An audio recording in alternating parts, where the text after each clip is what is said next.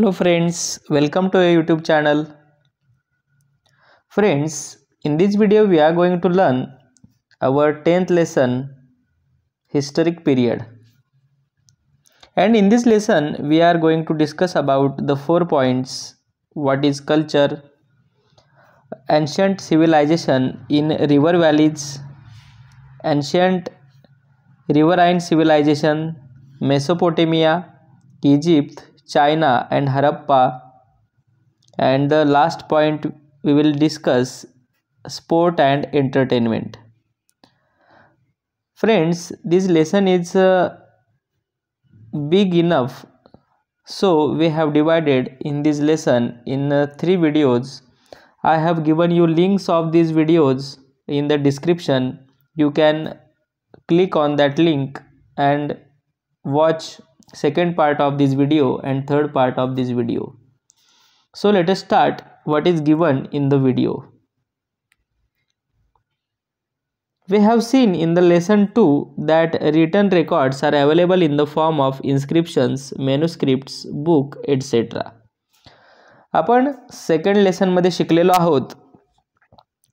Return records म्हणजे लिहिलेल्या ज्या नोंदी आहेत, लिहिलेले जे रेकॉर्ड्स आहेत ते कशाच्या रूपात मिळालेले आहेत, कशाच्या रूपात आपल्याला फाउंड झालेले आहेत, तर ते records inscriptions, manuscripts and book म्हणजे जे ग्रंथ हस्तलिखिते जे आहेत, बुक्स आहेत म्हणजे ग्रंथ आहेत, इन्स्क्रिप्शन आहेत शिलालेख आहेत, मॅन्युस्क्रिप्ट म्हणजे हस्तलिखित आहेत, त्याच्या स्वरूपात ते आपल्याला अवेलेबल झालेले आहेत.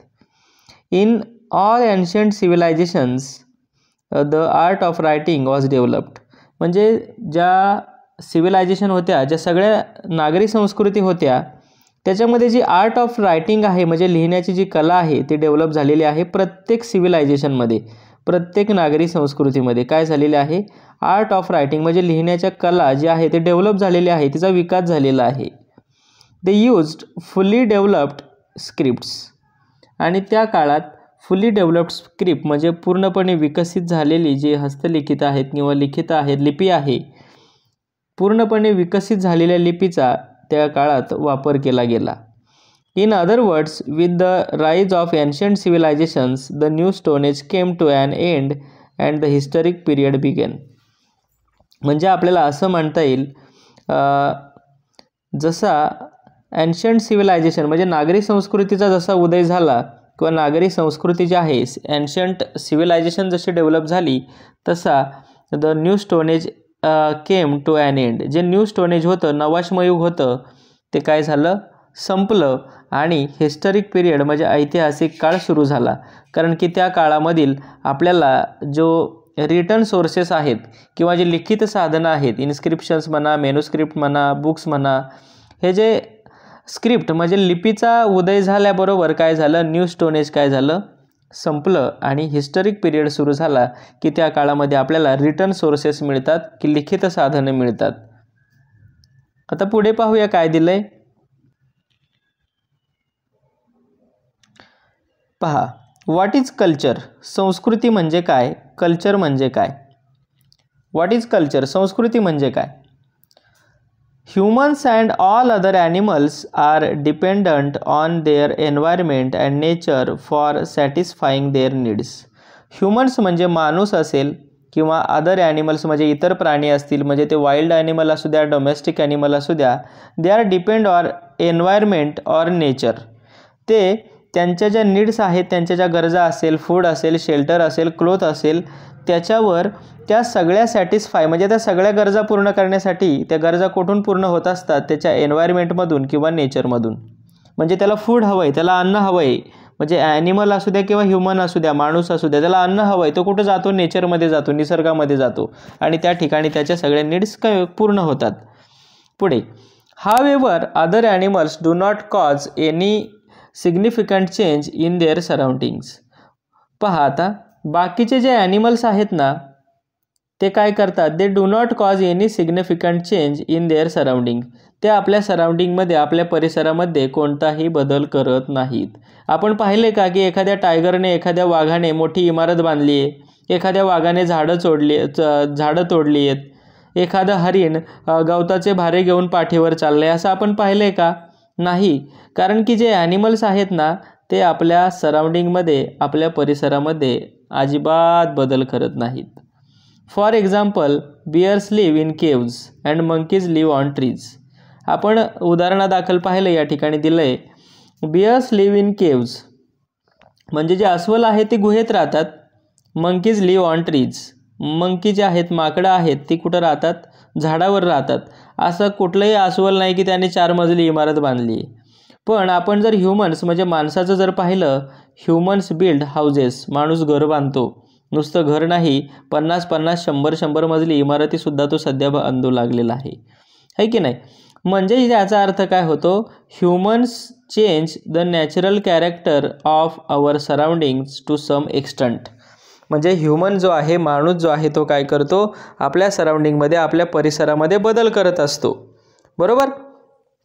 जर आता चिमणी पाहिली आपण, माणूस अन्न काय करतो? त्या अन्नामध्ये चेंज करतो. तांदूळ आहेत निसर्गामध्ये, ते तांदूळ तो शिजवतो, त्याच्यामध्ये बदल करतो. पण चिमणी असेल किंवा कुठलाही प्राणी असेल, पक्षी असेल, तो निसर्गामध्ये अवेलेबल असलेलं फूड जसंच्या तसं खात असतो, है की नाही? आता पुढे पाहूया. Humans do not eat their food in its natural form. आत्ताच मी सांगितलं, फूड जे आहे ते नॅचरल फॉर्ममध्ये तो कधीही खात नाही. ॲनिमल्स खातात. बरोबर? एखाद्या म्हशीला आपण मेथीची पेंडी दिली तर ती मेथीची पेंडी, ती मेथी तशीच्या तशीच खाते म्हैस ती. पण माणूस तिच्यामध्ये चेंज करतो, ती शिजवतो. माणूस काय करतो? रोस्टिंग करतो किंवा कुकिंग करतो त्याच्या फूडचं, म्हणजे ते अन्न भाजतो किंवा शिजवतो. Or in other words they process food stuffs before eating them. म्हणजे जे अन्नपदार्थ आहेत ते खाण्यापूर्वी तो काय करतो? त्याच्यावर प्रोसेस म्हणजे काय करतो? प्रक्रिया करत असतो. कोण? माणूस. They process many substances in a similar manner. बरेचसे पदार्थ तो काय करतो? सारख्याच पद्धतीने किंवा वेगवेगळ्या पद्धतीने त्याच्यावर संस्करण करत असतो, त्याच्यामध्ये बदल करत असतो, प्रोसेस करत असतो त्याच्यावर. पहा आता पुढे म्हटले, दे वर्क ऑन स्टोन. माणूस जो आहे ना दगडामध्ये सुद्धा बदल करतो. एखादा दगड वेडा वाकडा असेल तर त्याच्यावर तो प्रक्रिया करतो, प्रोसेस करतो, हातोड्याने घनाने तो फोडतो आणि आपल्याला हवा तसा त्याला आकार देतो. मेटल म्हणजे धातूवर सुद्धा तो काय करतो? संस्करण करतो, त्याच्यावर सुद्धा काम करतो. म्हणजे कॉपर हा धातू असेल, कॉपर हा मेटल असेल तर त्या मेटलपासून तो तारसुद्धा तयार करतो आणि भांडीसुद्धा तयार करतो किंवा वेगवेगळे टूलसुद्धा तयार करतो. अजून काय करतो? They make pots, bricks and many other things from the clay. तो मातीपासून भांडीसुद्धा तयार करतो, मातीपासून विटासुद्धा तयार करतो, अँड मेनी अदर थिंग्स म्हणजे इतरसुद्धा बऱ्याच गोष्टी तो काय करतो? मातीपासून तयार करत असतो. They obtain yarn from cotton and weave cloth from the yarn. तो काय करतो? कापडापासून, कॉटन म्हणजे कापूस आणि यार्न म्हणजे धागा. कापसापासून तो धागा तयार करतो, and weave cloth from the yarn आणि त्या धाग्यापासून तो कपडेसुद्धा तयार करत असतो. In short, according to their needs म्हणजे माणूस त्याच्या गरजेनुसार they change the form of materials available in nature. म्हणजे निसर्गामध्ये असलेल्या वस्तूंमध्ये तो काय करतो? त्याच्या गरजेनुसार बदल करतो. म्हणजे करतो काय करतो? तो नेचरमध्ये एखादी गोष्ट अवेलेबल असेल तर माणूस त्याची जशी गरज असेल तसं त्या वस्तूमध्ये बदल करत असतो. त्यासाठी काय कशाची गरज असते त्याला? They need skills to do this. त्याला हे बदल करण्यासाठी त्याच्यामध्ये काही स्किल्स म्हणजे कौशल्य असण्याचं गरज असते. They need to think and plan before they shape an object. त्यासाठी समजा एखाद्या वस्तूला आकार द्यायचा, एखादं मातीचं मडकं तयार करायचं आहे तर पहिल्यांदा त्याला कशाची गरज असते? They need to think. त्याला विचार करावा लागतो. अजून काय करावं लागतं त्याला? And plan. त्याला त्याचं नियोजन करावं लागतं आणि मग त्या वस्तूला शेप म्हणजे आकार देता येतो त्याला. नंतर काय करतो? Then they have put in efforts to actually shape it. आता विचार केल्यानंतर नुसता विचार केला, मातीचा गोळा समोर ठेवला आणि विचार केला त्याच्यावर, तर मातीचं मडकं तयार होणार आहे का त्याच्यापासून? तर नाही मित्रांनो. तर त्यासाठी त्याला एफर्ट्स म्हणजे कष्ट करावे लागतात. बरोबर की नाही? त्याला प्रयत्न करावे लागतात. And the tradition of thought, skills and effort gave rise to various arts. आणि म्हणजे असा थॉट म्हणजे विचार करणं, स्किल्स म्हणजे त्यासाठी कौशल्य लावणं आणि एफर्ट म्हणजे त्यासाठी कष्ट करणं. तर याच्यामुळे अनेक अशा राईज टू व्हेरियस आर्ट्स म्हणजे वेगवेगळ्या कला उदयाला आलेल्या आहेत. मग पेंटिंग असेल, पॉटरी असेल, कारपेंटर असेल, प्रत्येकाचं काही ना काहीतरी स्किल आहे आणि त्याच्यातून ती एक वेगवेगळी कला उदयाला आलेली आहे मित्रांनो. Every generation handed over the knowledge of the artistic skills and tradition to the next generation. म्हणजे every generation handed over the knowledge of the artistic skills म्हणजे एका पिढीकडून दुसऱ्या पिढीकडं हे जे आर्टिस्टिक स्किल्स आहेत ना ती फॉरवर्ड केली गेली आहेत. म्हणजे एखाद्या व्यक्तीचे आजोबा सुतार असतील तर त्याचे जे स्किल्स आहेत तर त्यांनी आपल्या मुलाला शिकवली. मग तो मुलगा काय करणार, तो जे स्किल्स आहेत तो आपल्या मुलांना शिकवलं आणि अशा पद्धतीने ट्रॅडिशन टू नेक्स्ट जनरेशन म्हणजे पुढच्या जनरेशनकडे ती स्किल्स अशी सोपवली गेली, अशी ती पाठवली गेली. And with this exchange of thoughts and ideas आणि असा जो बदल झाला किंवा एकमेकांची देवाणघेवाण झाली, थॉट्स आणि आयडिया एकमेकांना दिल्या गेल्या, लँग्वेजची देवाणघेवाण झाली आणि अशा पद्धतीने थॉट आणि आयडिया दिल्यामुळे काय झाली, लँग्वेज वॉज एनरिच म्हणजे भाषा विकसित झाली.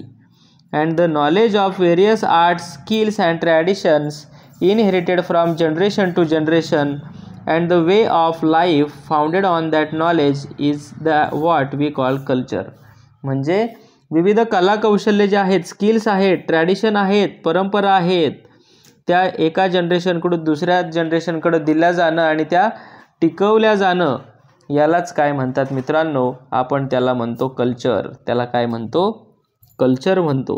आपण त्याला कल्चर म्हणतो. या ठिकाणी मी ही जी कल्चरची डेफिनेशन आहे ना ते या ठिकाणी हायलाईट करतोय. या ठिकाणी मी कल्चरची डेफिनेशन हायलाईट करतोय. ओके, ही कल्चरची डेफिनेशन मी काय केलेली आहे या ठिकाणी हायलाईट केलेली आहे. जर तुम्हाला नोटबुकमध्ये लिहून घ्यायची असेल तर तुम्ही ती नोटबुकमध्ये सुद्धा लिहून घेऊ शकता. आता थोडंसं पुढे पाहूया. 10.2 हा जो पॉईंट आहे, काय आहे पॉईंट तो, ancient civilisation in river valleys. म्हणजे नद्यांची जी खोरे आहेत त्या नद्यांच्या खोऱ्यामध्ये कशी प्राचीन संस्कृती उदयाला आली ते आपण आता पाहणार आहोत. मित्रांनो पुढे पहा आता. Cultures which flourish in the new stone age were base on an agricultural way of life. म्हणजे न्यू स्टोन एजच्या शेवटी ज्या कल्चर्स किंवा ज्या संस्कृती तयार झाल्या त्यांचा बेस काय होता, ॲग्रिकल्चर. म्हणजे ते सगळे लोक शेतीच करायचे. ते सगळे लोक काय करायचे, शेती करायचे. आता शेती करायची, ॲग्रिकल्चरवर डिपेंड होतं सगळं. मग त्यांना कशाची गरज होती, फर्टाईल सॉईल म्हणजे सुपीक जमीन, अँड कॉन्स्टंट वॉटर सप्लाय म्हणजे त्यांना सतत पाणी पुरवठ्याची गरज होती आणि सुपीक जमिनीची गरज होती त्यांना. बरोबर, कशासाठी गरज असेल, फॉर ग्रोईंग गुड क्रॉप्स, चांगलं पीक येण्यासाठी त्यांना कशाची गरज होती, fertile soil and constant water म्हणजे सतत पाणी पुरवठा गरजेचा होता. मग हे पाणी त्यांना कुठं मिळालं असेल, naturally people in the new stone age establish in their village settlements on the bank of various rivers. त्यांना फर्टाईल सॉईल कुठं मिळाली, on the bank of the river, नदीच्या काठी. कॉन्स्टंट वॉटर, सतत पाणी कुठं मिळालं, on the banks of the river म्हणजे नद्याच्या काठांवरच त्याला सगळं काय मिळालं आहे, हे सगळं मिळालं. काय मिळालं, फर्टाईल सॉईल आणि कॉन्स्टंट वॉटर. मग तो कुठं राहू लागला सारखा, नदीच्या काठीच. So the new stone age cultures flourish along the river banks. म्हणून ज्या न्यू स्टोन एजमधल्या कल्चर होत्या त्या कुठे उदयाला आल्या, रिव्हर बँक्स म्हणजे नद्यांच्या काठावर. आता आपण पाहणार आहोत एक एक कल्चर याच्यातील. पहा. In the course of time new stone age culture gave rise to early civilizations. म्हणजे in the course of time म्हणजे काळाच्या ओघानुसार new stone age cultures gave rise to early civilization म्हणजे नवाश्मयुगात काय झाल्या, या नागरी संस्कृती उदयाला आलेल्या आहेत. And increase in production due to various skills, the use of the wheel. आणि त्या काळात काय झालं, प्रोडक्शन वाढलं म्हणजे उत्पादन वाढलं. आता कशामुळे उत्पादन वाढलेलं असेल त्या काळामध्ये? यूज ऑफ व्हील म्हणजे चाकाचा वापर केल्यामुळे. अजून कशामुळे? फ्लरिशिंग ट्रेड व्यापारात सुद्धा वाढ झाली. पुढे use of well develop script. Well develop script म्हणजे काय? विकसित लिपी झाली होती. स्क्रिप्ट म्हणजे लिपी, लिपीचा विकास झाला होता. बरोबर. Were the major factors responsible for the rise of early civilisation. आणि या सिव्हिलायझेशनचा विकास होण्यासाठी हे घटक ही होते, कारणीभूत होते. कशामुळे विकास झाला? शेतीचा किंवा व्यापाराचा त्या ठिकाणी प्रोडक्शन का वाढलं? यूज ऑफ द व्हील म्हणजे चाकाचा वापर केला गेला. फ्लरिशिंग ट्रेड व्यापारात वाढ झाली. वेल डेव्हलप स्क्रिप्ट लिपीचा विकास झाला होता. These civilisation came in to existence in रफली इन द सेम पिरियड. आणि त्याच काळामध्ये ह्या नागरी संस्कृती काय झाल्या? अस्तित्वात आल्या होत्या. आणि हा काळ कोणता होता? 3000 before Christ in 4 regions of the world. हा काळ कोणता होता? इसवी सन पूर्व म्हणजे येशू ख्रिस्ताच्या जन्मापूर्वी 3000 वर्षापूर्वी ह्या ज्या कल्चर आहेत त्या डेव्हलप झाल्या होत्या. मग ह्या कल्चर कुठे डेव्हलप झाल्या होत्या पहा?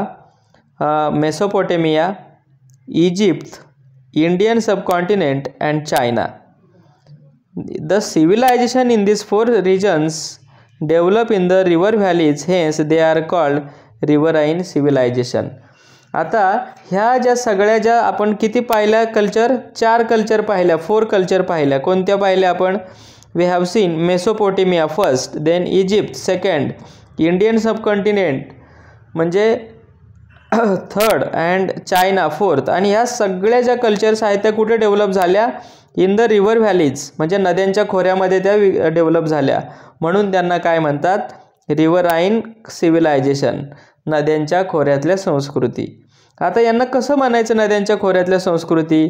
तर या ठिकाणी मॅप पाहू शकतोय आपण. पहा आता पहिले आपण कोणती कल्चर पाहिली होती? मेसोपोटेमिया. आता मेसोपोटेमिया ही कल्चर पहा कुठे आहे? या ठिकाणी 2 नद्या आहेत पहा.